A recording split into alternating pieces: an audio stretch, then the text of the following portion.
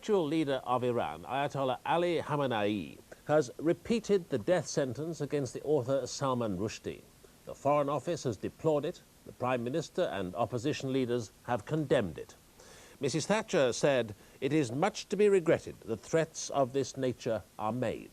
But British Muslim leaders have expressed conflicting views. One said they would abide by the British law. Another declared that the renewal of the death sentence was entirely welcomed.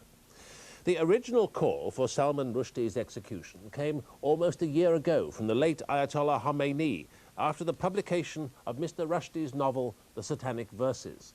And today, at Friday prayers in Tehran, Ayatollah Khamenei said the decree against the author was still valid and must be implemented.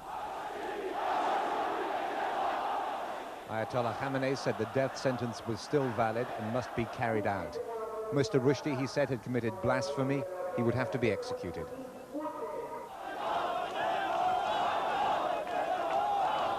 The power of Ayatollah Khomeini's religious and political legacy was demonstrated at his funeral last summer.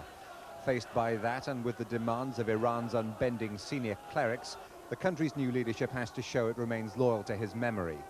The anniversary of the Islamic Revolution, which brought Khomeini to power, is this weekend.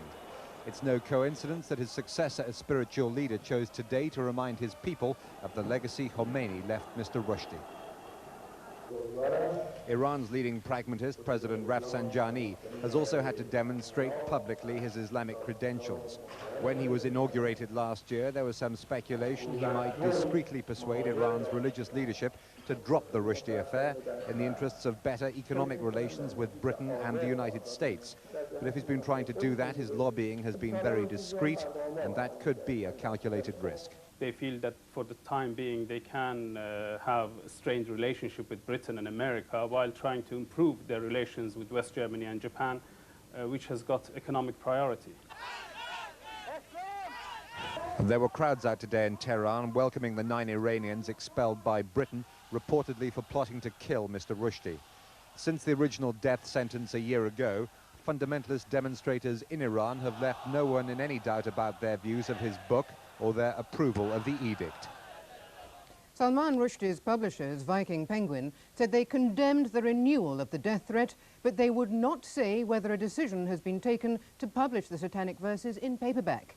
There's been renewed support for Mr. Rushdie from fellow writers, and leaders of the Muslim community in Britain have once again urged followers of the faith to stay within the law.